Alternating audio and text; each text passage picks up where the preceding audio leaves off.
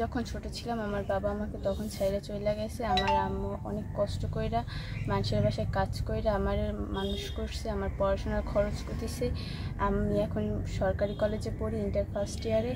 আমি চাই আমি বড় হয়ে আমার মার পাশে দাঁড়াইতে, কিছু একটা করতে চাই আমি বড় হয়ে। প্রায় ১৬ বছর আগে ২ মেয়ে সহ স্ত্রী রুনু বেগমকে ছেড়ে চলে যান স্বামী নান্টু। এরপর থেকেই জীবনযুদ্ধে নামতে হয়েছে বরগুনার রুনু বেগমকে।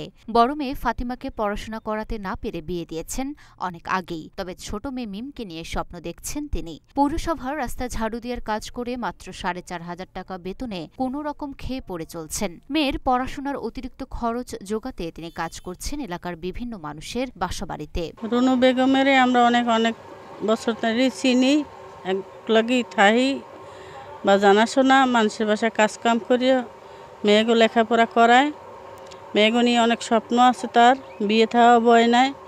তাছাড়া হে মানের বাসায় কাজ করে, রোড ঝাড়ু দেয়, ইট ভাঙছে, গোডাউনের সামনে চাউল কুড়াইছে, এভাবে কষ্ট করছে। আর মেয়েগো নিয়ে অনেক স্বপ্ন আছে, স্বপ্ন পূরণ করতে পারবে কিনা তা আমরাও নিজেরাও জানি না।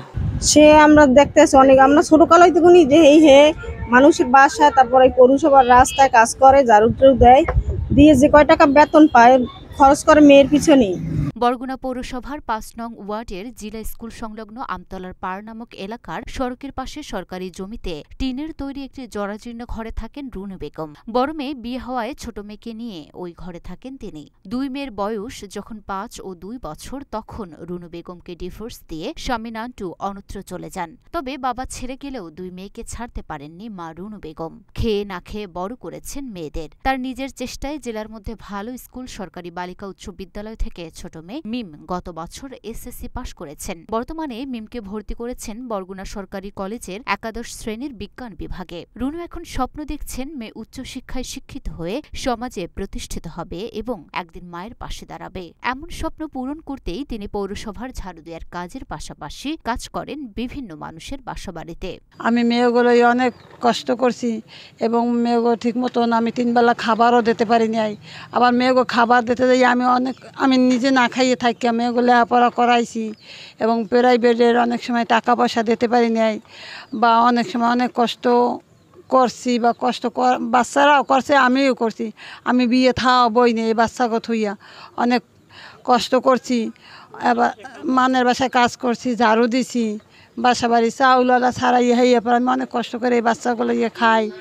বাচ্চারা এই নার্সিং পড়তে চায়, এত তো অনেক টাকা পয়সা লাগে। এবার কলেজে পড়ে, প্রাইভেটে টাকা দিতে পারি না, প্রাইভেটে পালাতে পারি না, গাড়ি ভাড়া চাই, দিতে পারি না, অনেক কষ্ট। রুনু বেগমের জীবন সংগ্রামের খবর জানতে সরেজমিনে তার বাড়িতে গিয়ে দেখা যায় জরাজীর্ণ টিনের ঘরের মধ্যে সামনের একাংশে একটি চুলায় নিজেদের জন্য রান্না করছেন রুনু। বাজারে দ্রব্যমূল্যের ঊর্ধ্বগতির কারণে মাছ মাংস কেনার সামর্থ্য হয় না তার। যতটুকু সামর্থ্যে কুলোয় তা দিয়ে শাকসবজি, ডাল, আলু ভর্তায় চলে মা মেয়ে দুজনের ৩ বেলার খাবার। ঘরের মধ্যে জায়গা সংকটে যে টেবিলে খাবার খেতে হয় সে টেবিলেই লেখাপড়া করতে হয় তার মেয়ে মিমকে। রাতে ঘরের একটি মাত্র খাটে একসঙ্গে ঘুমান মা ও মেয়ে। আপনারা জানেন মাননীয় প্রধানমন্ত্রীর একটি ঘোষণা ছিল মুজিববর্ষ উপলক্ষে যে আশ্রয় প্রকল্প চলছিল, সেখানে বলা হয়েছিল যে একটি ব্যক্তিও সারা দেশে কোনো ব্যক্তি ভূমিহীন গৃহহীন থাকবে না। তারই প্রেক্ষিতে কিন্তু বরগুনাতে প্রায় ৮০০+ ঘর দেওয়া হয়েছে। আমরা রুনু বেগমের সম্পর্কে জানলাম, তাকে যদি আমাদের সুযোগ হয় মাননীয় প্রধানমন্ত্রী আশ্রয় প্রকল্পের মাধ্যমে আমরা তদন্ত সাপেক্ষে যদি তার জমি না থাকে কোথাও কোনো, তাহলে আমরা তাকে একটা ঘরের ব্যবস্থা করতে পারবো। আর তার মেয়ের পড়াশোনার বিষয়ে সাধারণত সরকার আমাদের নারীদেরকে কিন্তু আমাদের অনার্স পর্যন্ত বা ডিগ্রি পর্যন্ত, স্নাতক পর্যন্ত অবৈতনিক করেছে। বেতনের প্রয়োজনীয়তাটুকু একেবারেই নেই। এর বাইরেও যদি পড়াশোনা করার জন্য তারা উপকরণ বা অন্যান্য কোনো সুযোগ সুবিধা প্রয়োজন হয়, সেক্ষেত্রে উপজেলায় যদি আমাদের নজরে যেহেতু এসেছে, আমরা চেষ্টা করব তাকে যতটুকু পারা যায় আমাদের উপজেলা পক্ষ থেকে সহযোগিতা করতে। এর বাইরেও আমাদের জানেন যে 18 থেকে 25 বছর পর্যন্ত কিন্তু যুব উন্নয়নের মাধ্যমে অধিদপ্তরের মাধ্যমে প্রশিক্ষণ দেওয়া হয়।